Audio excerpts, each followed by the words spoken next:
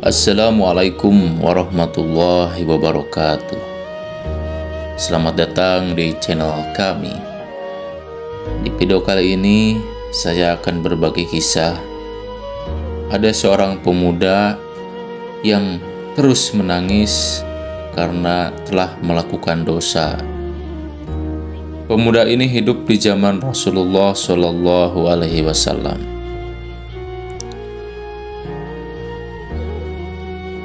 Suatu hari, Umar bin Khattab radhiyallahu an datang menemui Rasulullah dengan menangis. Rasulullah pun bertanya kepadanya, "Apa gerangan yang menyebabkan engkau menangis, wahai Umar?" Umar menjawab, "Sungguh hatiku merasa tersentuh oleh ratapan seorang pemuda yang ada di pintu rumah." Rasulullah pun memerintahkan Umar untuk membawa pemuda itu. Ketika pemuda itu telah sampai, beliau pun bertanya, "Wahai pemuda, apa gerangan yang menyebabkan engkau menangis dan meratap?" Pemuda itu menjawab, "Wahai Rasulullah, yang membuat aku menangis ialah banyaknya dosa yang terlanjur aku lakukan. Aku takut bila Allah murka kepadaku." Beliau kembali bertanya, "Apakah engkau mempersekutukan Allah dengan sesuatu?" "Tidak," jawab pemuda itu. "Apakah engkau telah membunuh orang dengan tanpa hak?" tanya Rasulullah. "Tidak," jawab pemuda itu. "Allah akan mengampuni semua dosamu meskipun dosamu itu sepenuh 7 langit dan bumi," jelas Rasulullah sembari menenangkan pemuda itu.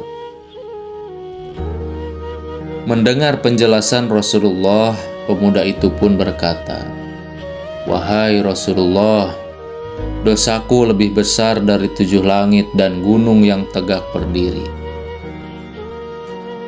Beliau pun menimpali, "Apakah dosamu lebih besar dari kursi kekuasaan Allah?" "Dosaku lebih besar lagi," ratap pemuda itu. "Apakah dosamu lebih besar dari arsy?" Beliau kembali bertanya. "Dosaku lebih besar dari itu," jawab pemuda itu. "Apakah dosamu lebih besar ataukah Allah?" tanya Rasulullah. "Allah tentu yang lebih besar, tapi aku malu kepadamu, wahai Rasulullah," jawab pemuda itu. Beliau pun bersabda, "Janganlah engkau malu, beritahukan dosamu kepadaku," pinta Rasulullah. Oleh karena beliau yang meminta, maka pemuda itu pun tak kuasa untuk menolaknya. Akhirnya ia pun menceritakan dosa yang telah dikerjakannya, seraya berkata, "Wahai Rasulullah, sungguh aku adalah seorang pemuda pembongkar mayat dalam kubur sejak 7 tahun yang lalu. Suatu ketika, ada seorang gadis putri seorang sahabat golongan Ansor yang meninggal dunia. Maka aku pun membongkar kuburnya dan mengeluarkannya dari kafannya. Karena tergoda bisikan setan, aku pun menggaulinya. Tiba-tiba gadis itu berbicara, 'Tidakkah engkau malu kepada kitab Allah dan pada hari Dia meletakkan kursinya untuk memberikan hukum serta mengambil hak orang yang dianiaya dari orang yang telah menganiayanya? Mengapa engkau jadikan aku telanjang di hari perhimpunan kelak dari orang-orang yang telah meninggal dunia? Mengapa engkau jadikan aku berdiri dalam keadaan junub di hari ba'an Allah?" Mendengar cerita itu, Rasulullah pun meloncat karena gusarnya. Dengan suara keras, beliau berkata, "Wahai pemuda fasik, keluar dan jauh-jauhlah kamu dariku. Tidak ada balasan yang pantas untukmu kecuali neraka." Pemuda itu pun keluar dengan menangis sejadi-jadinya. Ia menjauh dari halayak ramai dan menuju ke padang pasir yang luas. Dengan tidak mau makan dan minum sesuatu pun, serta tidak bisa tidur sampai 7 hari lamanya. Tubuhnya pun menjadi lemah dan lunglai, hingga ia pun jatuh tersungkur di permukaan tanah berpasir yang luas itu. Seraya meletakkan wajahnya di pasir sambil bersujud, ia berdoa dan meratap, "Wahai Tuhan, aku adalah hamba-Mu yang berdosa dan bersalah. Aku telah datang ke pintu Rasul-Mu agar dia bisa menolongku di sisi-Mu. Namun ketika ia mendengar dosaku yang sangat besar, ia mengusir dan mengeluarkan aku dari pintunya. Kini aku datang ke pintu-Mu agar Engkau berkenan menjadi penolongku di sisi kekasih-Mu. Sesungguhnya Engkau Maha Pengasih kepada hamba-hamba-Mu. Tak ada lagi harapanku kecuali kepadamu. Kalau tidak mungkin, maka lebih baik kirimkan saja api neraka dari sisi-Mu, dan bakarlah aku dengan api itu di duniamu ini, sebelum aku Engkau bakar di akhiratmu nanti." Sepeninggal pemuda itu, Rasulullah didatangi oleh malaikat Jibril seraya berkata, "Wahai Rasulullah, Allah telah berkirim salam kepadamu." Beliau pun menjawab salam Allah.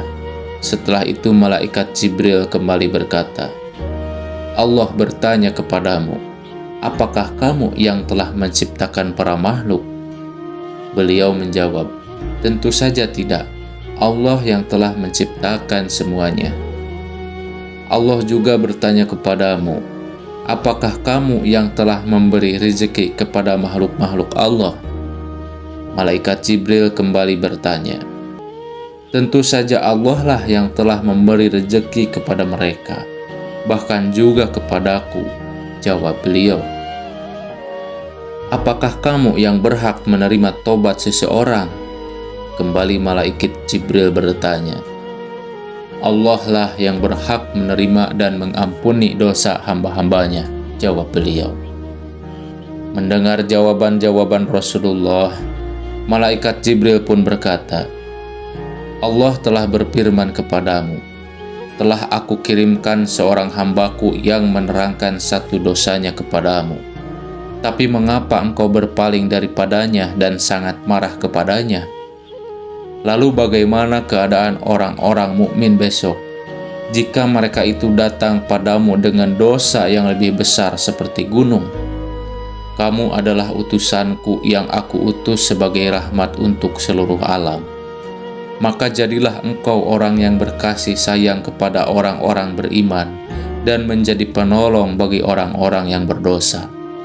Maafkanlah kesalahan hambaku, karena aku telah menerima tobatnya dan mengampuni dosanya." Mendengar teguran Allah, Rasulullah pun mengutus beberapa orang sahabatnya untuk menemui pemuda yang pernah diusir Rasulullah itu. Akhirnya mereka menemukannya, dan mereka pun memberikan kabar gembira tentang ampunan Allah kepadanya. Lalu mereka membawa pemuda itu kepada Rasulullah, dan kebetulan saat mereka sampai, beliau sedang mengerjakan sholat. Maka mereka pun segera bermakmum di belakangnya. Setelah selesai membaca surat Al-Fatihah, beliau pun membaca surat At-Takasur.